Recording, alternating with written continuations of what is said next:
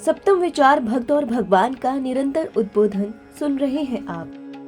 गोस्वामी जी ने लिखा है क्या, थके नयन रघुपति छवि देखे, पलकनिनु परिहरी निमेषे।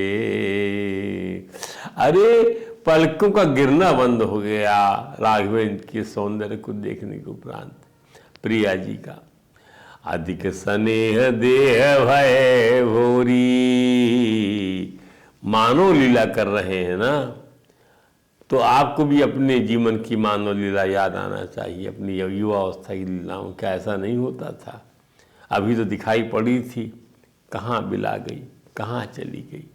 अब कब आएगी छत पर, कब आएगी दुकान पर, कब आएगी इस प्लेटफार्म पर? ऐसा होता नहीं था क्या? तो उसी प्रकार से प्रेम के आथिक से किशोर जी का मृदु कलेवर शिथिल पड़ गया, मानो शरद के चंद्रमा को देखकर चकोरी बेसुध हो गई। अभी तक रघुनाथ जी और श्री जानकी जी ओट से परस्पर विनिहा कर अपना हृदय हार बैठे थे। इस बात को सखी ने टाल लिया और सीता जी कहती, अरे देवी देवताओं का ध्यान तो होता रहेगा, उनका भी ध्यान कामना की पूर्ति के लिए तो करोगी ना। अरे सखी, यहाँ जब सामने तुम्हारी कामना पूर्ण होकर साकार खड़ी है, तब काल्पनिक ध्यान का क्या औचित्य? वही तो मांगोगी उनसे।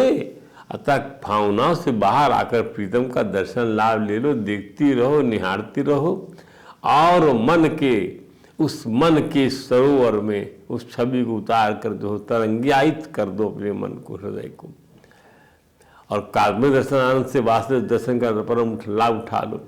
और एक सयानी से कहती है क्या, धरि धीरज एक आली सयानी, सीतासन बोली गही पानी।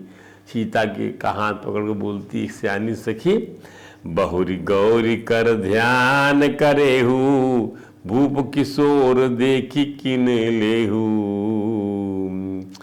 बहुरी बाद में ध्यान कर लेना गौरी जी का, अभी तो आप जो है राजा के छोरे को देख तो लो।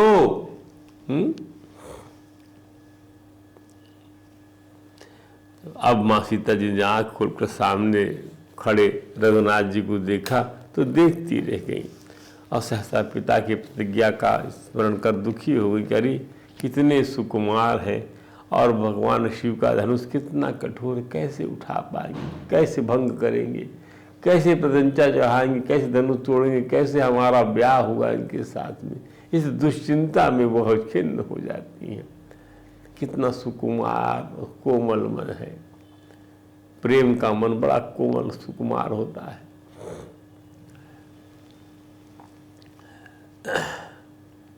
अरे वो याद रख पाती किशोरी जी कि त्रिभुवनपति है राघवेंद्र, तब ऐसी लीला तो संभव ही न हो पाती।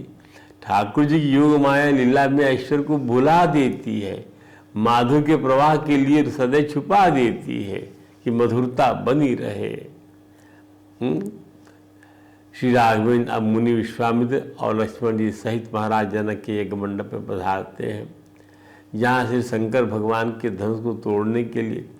हम इसे बता दें आपसे कि हमारा एक स्वतंत्र ग्रंथ है श्री राम कथामृत से अनमोल।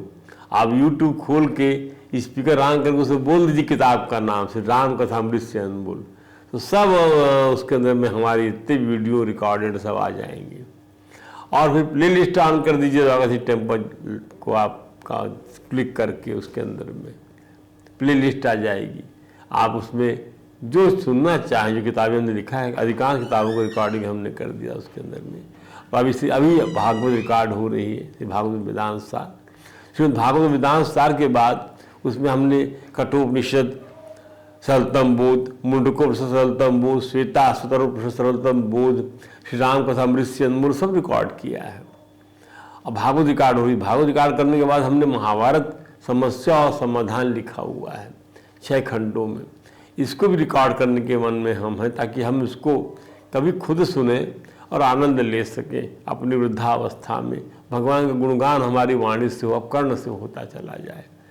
किसी को सुनना है सुने, नहीं सुनना है ना सुने, कोई गंगा में नहाए ना नहाए, भगवान की अमृत धारा ये बहती चली जा रही है।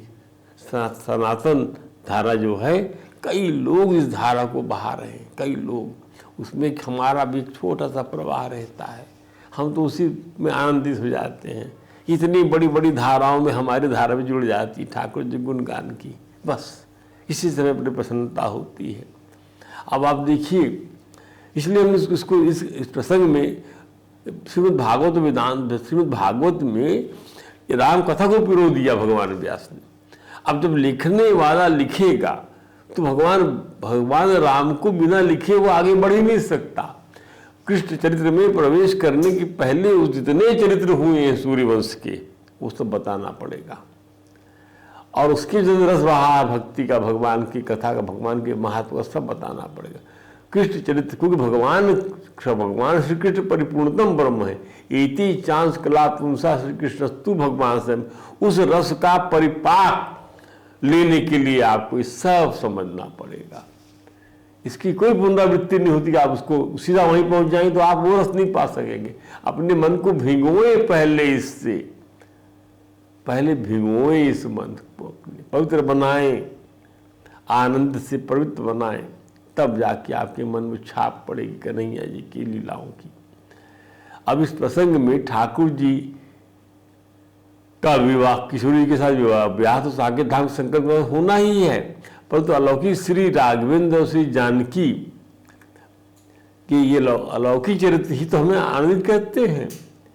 जब राघवेंद्र जो है वहाँ पे विश्वामित्र सहित अपने गुरु श्री विश्वामित्र जी के साथ में अपने भ्राता लक्ष्मण जी के साथ यज्ञ मंडप पे पधारते हैं, जहाँ शंकर भगवान का धनुष रखा हुआ है जिसको तोड़ना है, और त्रिलोकी के राजे महाराजे वहाँ पधारे हुए हैं।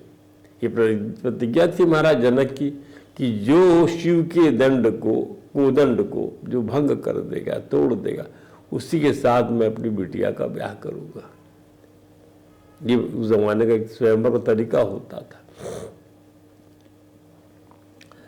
तो क्या यहाँ से मंडप की क्या स्थिति है? राजत राज समाज महू कौशल राज किशोर। राज समाज के मध्य में बैठ गए कौशल राज किशोर, दोनों भाई लक्ष्मण, राम लक्ष्मण। सुंदर श्यामल गौर तना विश्व विलोचन चोर।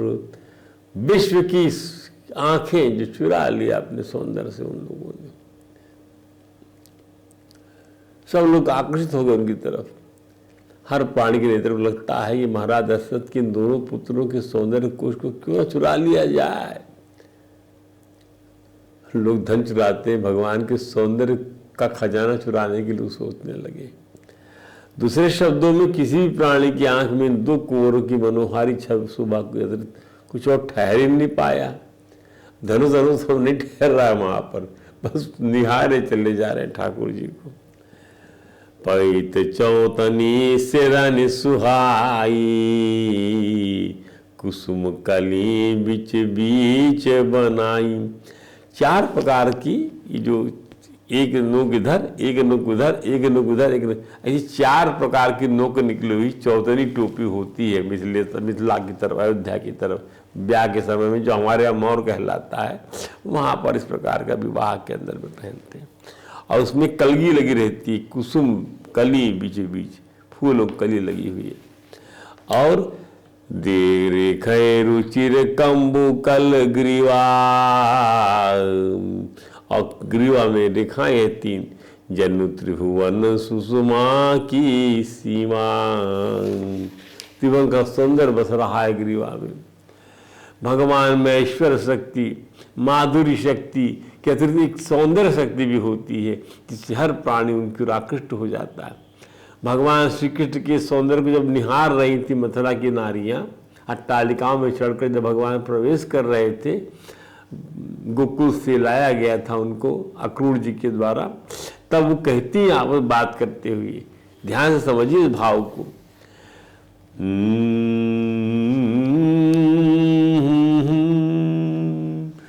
गोप्यस्तपः किं चरन् यद्मुष्य रूपम लावण्य सारम असमूर्ध्वम अनन्य सिद्धम दीर्घभी पिबंती अनुसवाभी नमम दुरापम एकांत धाम यशसा श्रिया ऐश्वरस्य। कहती है मथुरा की नारियां श्री कृष्ण के सौंदर्य को देखकर कि क्या तप किया होगा गोपांगनाओं ने। गोप्या तपा किम चरण यद मुष्य रूपम, सारा रूप जो है, सारा रूप उसका सारे लावण्य का जो सार है, वह सार के रूप में इस रूप को दिन भर पीती थी वो लोग अपने नैनों से। लावण्य सारम, जिसका क्यों मुकाबला नहीं होता, आसम और अनन्य सिद्ध था वह, अनन्य सिद्ध, किसी अन्य से सिद्ध नहीं होता, वो अनंत सिद्ध था, अपने आप में सिद्ध था वो। दीर्घभी पिबंती अनुसवाभी नमम दुरापम एकांत, और अभिनव अनुसवा अभिनवम, अनुसवा हर क्षण नया लगता था। अभी देखो अरे, और फिर देखो अरे, इतना सुंदर लगता था ठाकुर जी का वो रूप। दुर्वाव एकांत धाम यशसा श्री ऐश्वर्य, ऐश्वर्य का, श्री का, यश का वो एकांत धाम था। वो रूप का दर्शन यदि हो जाए तो आपको यश मिलेगा, श्री मिलेगी, ऐश्वर्य मिलेगा, सब कुछ मिल जाएगा। वो ताकत है उस रूप में, केवल एकांगी रूप नहीं, सर्वांगणी उपलब्धि देने वाला वह रूप है। असमूर्धम अनन्य सिद्धम,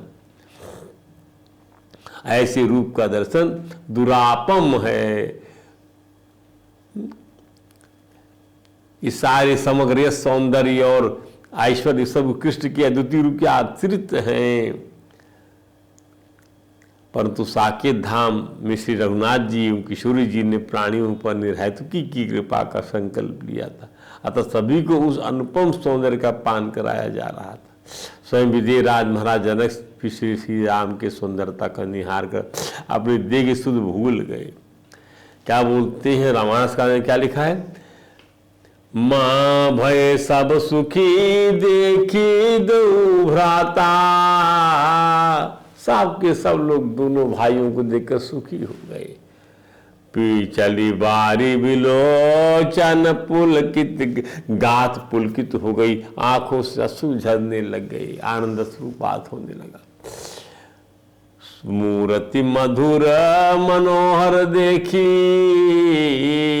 भयउ विदेहु विदेहु विशेषी, विदेह राज विशेष विदेह बन गए।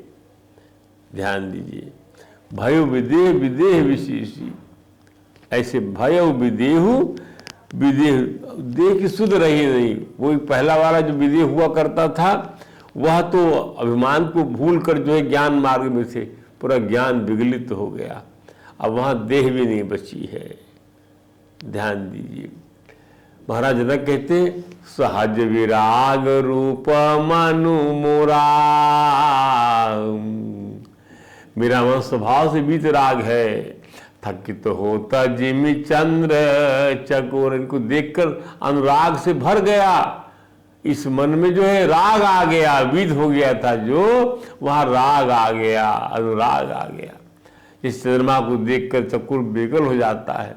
अर्थात इसका अर्थ क्या है, इसका अर्थ है कि आपका सारा राग जो संसार के प्रति नहीं है, तो संसारी जीव थोड़ी है भगवान, ये तो वही है जिसके लिए आप जो है अपने आप को विरागी बनाए हुए हो। जब इससे मिलोगे, इसको देखोगे तो कहाँ क्या रह जाएगा, आपको सब एकात्मता आ जाएगी, तादात्म्यता आ जाएगी। इसका अर्थ वितराग संसार से होना, सार सर्वस्व दीनानाथ के सगुण साकार रूप में स्मृति का कोई स्थान नहीं है। ब्रह्म विद्या भी अपना अद्वैत यहाँ किनारे रख ब्रह्म विद्या भी अपने अद्वैत किनारे रख देती है। नहीं भैया, हमको यहाँ पे ज्ञान नहीं बिखारना है, हमको ऐसा वैरागी नहीं बनना है, और हमको भक्ति सेवा करना, हम द्वैत बनेंगे, भगवान के दास बनेंगे, अब वो हमारे स्वामी बनेंगे। इस प्रेमी की बात थी क्या, अरे बैर भाव रखने वाले खरदूषण जैसे राक्षस भी श्री रघुनाथ जी के विग्रह की सुंदरता को देखकर चकित हो जाते हैं और कहते हैं क्या, नाग असुर सुर नर मुनि जेते,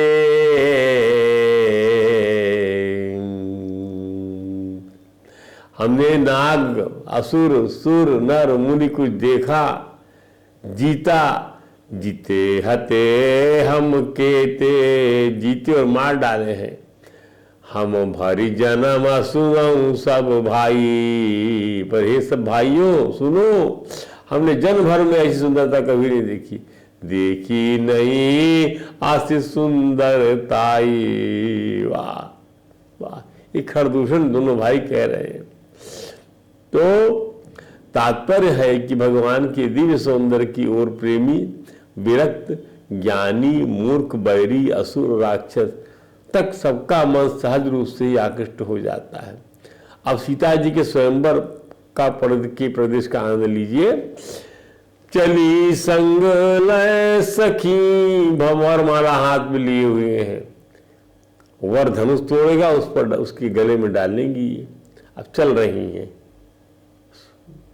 सभा मंडप में, वो दृश्य देखिए, वही दृश्य है जहाँ आजकल के ज़माने में इवेंट वाले सजाते हैं, जयमाला की लड़की को उठाते हैं, लड़की आती एक तरफ से, लड़का आता एक तरफ से। तो चली संग लय सके सयानी, गावत गीत मनोहर बानी, सोह नवल तनु सुंदर सारी, जगत जननी अतुलित छवि भारी। सखियां मंगल गान करते ले जा रहे जगदम्बा जी को, रंगभूमि पर चरण कमल रखते ही उनके दिव्य सौंदर्य से सभी नर नारी मुग्ध हो जाते हैं। सौंदर्य और उस पर आभूषण इत्यादि, आभूषण भी फीके, इतना सौंदर्य है। आपको याद दिला दे, रुक्मणी जी के सौंदर्य देखे तो लोग घोड़े से गिर के मूर्छित हो गए थे सब सेना, रुक्मणी की सेना जो थी, उनके भाई रुक्मी की सेना, महाराज भीष्म की सेना जो उनका गार्ड बन गई थी गिरजा जी के मंदिर में जहाँ भगवान उनका हरण करने वाले थे।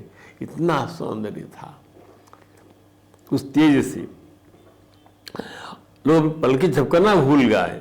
जनक दुलारी दिव्य सुंदर साड़ी का प्रधान पहने हुए हैं, सखियों ने उनके अंग अंग का अनुपम श्रृंगार किया है। और अंतरिक्ष में देवगण नगाड़े, अंतरिक्ष में खड़े देवतागण, बाजे वहां बज रहे ऊपर में, ये खड़े हुए विमान लेके सब बाड़े नगाड़े बजा रहे हैं, बैंड बाजे बजा रहे हैं देवता, फूलों के अंदर वर्षा कर रहे हैं। ये प्रोटोकॉल देखिए। और किशोरी जी जयमाला हाथ में लेकर साकेत धाम के अपने अद्वैत ब्रह्म से विवाह की लीला करने के लिए सगुण साकार बने श्री राम को देखने की ललक से धीरे धीरे आगे बढ़ती है और गुरुजन समाज की मर्यादा रखते हुए अपने प्रीतम को हृदय में समेट लेती है। ये कही और लिखा है गोसाई जी ने, गुरुजन लाज समाज बड़, देखी सी सकुचानी, लागी बिलोकन सखिन तन, रघुवीर ही उर्गानी। भगवान अपने प्रेमी भगवान को अपने हृदय में बसा लिया। वहाँ पर तो कोई नहीं है ना, वहाँ तो कोई गुरुजन नहीं है, वहाँ केवल मनोराज्य है। महाराज जनक ने रंगभूमि में अपने चरण जाटों को आदेश दिया कि रंगभूमि में सीता के स्वयंवर की जो प्रतिज्ञा किया उसकी घोषणा की जाए। क्या प्रतिज्ञा है? प्रतिज्ञा ये है, सब लोग सुने ध्यान से, ये पता लगे सब लोगों को, जो शिव का धनुष तोड़ेगा वही श्री जनक दुलारी का पाणी ग्रहण करने का अधिकारी होगा। बड़े बड़े सूरमा, जिनमें देवादेव महादेव के महान भक्त लंकाधिपति महाबली दशानन, महाबली बाणासुर रंगभूमि से चुपके से निकल गए। अरे भैया ये तो भगवान के भक्त ही महादेव जी के, उनका धनुष तोड़ के उनका हमको अपमान थोड़ी करना है। बाणासुर भगवान का बड़ा भारी भक्त था। ये लोग कभी भी पराक्रम से किसी अलौकिक सौंदर्य की धनी बाला को अपनी दुल्हन नहीं बना पाए। ध्यान दीजिए, अपने पराक्रम से, अपने बाहुबल से कभी किसी अलौकिक सौंदर्य धनी बाला को, जिसे सौंदर्य अलौकिक हो, ये अपनी दुल्हन नहीं बना पाए थे। ये लोग परम मायायु दानव थे और इसलिए इनका पराक्रम आतंकित करने वाला होता था। इसलिए अनेक राजाओं को परास्त करने के द्वारा इनकी कन्याओं का हरण ही किया गया था। इसलिए हरण करने की विवाह पद्धति को राक्षस पद्धति कहा जाता है।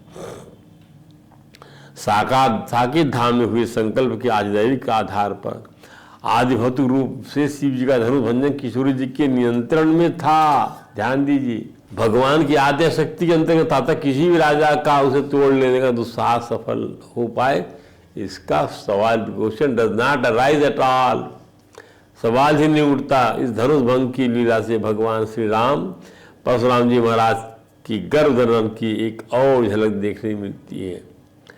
अंततः जब कोई नरेश अपना पराक्रम नहीं दिखा पाया तो शिव का धनुष नहीं तोड़ पाया, यानी शिव धनुष नहीं तोड़ पाया, तब लक्ष्मण जी और जनक जी के बीच वीरता को लेकर हुए वाक युद्ध के बाद मुनि श्री विश्वामित्र से आज्ञा पाकर श्री राघवेंद्र उठते हैं और विश्वामित्र कहते हैं, क्या कहते हैं? विश्वामित्र समय शुभ जानी, बोले अतिम स्नेह मय बानी, उठौ राम भंजौ भव चापा, मेटौ तात जनक परिताप। उठिए राम और चाप को जो है तोड़ डालिए और जनक जी का ताप मिटा दीजिए। चलते हैं भगवान, सजा सहाजा ही चले सकल जग स्वामी, मत मंजू बर कुंजर गामी। चलत हाथी चाल चल रहे हैं भगवान चलत राम सब पुर नर नारी, और पलक पूरी तन भय सुखारी। राघवेंद्र सभी प्राणियों की आत्मा है, परमात्मा है, सभी कृत्य उन्हीं से होती है। कोई देवी देवता को मना रहा था कि धनुष हल्का हो जाए, तो कोई अपने मन को समझा रहा था कि जब गणेश से उत्पन्न अगस्त ऋषि समुद्र का जल पीकर जल विहीन कर सकते हैं, तब देखने वाला छोटा सा सूर्य तीनों लोगों का अंधेरा मिटा सकता है, छोटा सा मंगल देवताओं को अपने वश में कर सकता है। अरे और तो फूलों के धनुष से ही जब कामदेव सारे संसार को मोहित कर सकता है, तो किशोर वय और सुकुमल से लगने वाले राम के लिए देवादिदेव महादेव यह बड़ा भारी धनुष क्या चीज़ है। जिनसे प्रेम होता है उनके अनिष्ट की भावना जल्दी मन में आती है। इसी का शमन है इस अनुपम उपमा में, और इसी से किशोरी जी का विश्वास हो जाता है कि राम के प्रति उनका प्रेम बढ़ जाता है। बाकी इसके विवाह की जो लीला है हम आपको कल सुनाएंगे। आज प्रसंग को यहीं विश्राम देते हैं। वृंदावन बिहारी लाल की जय। हरे राम राम राम हरे हरे, हरे कृष्ण कृष्ण कृष्ण हरे हरे।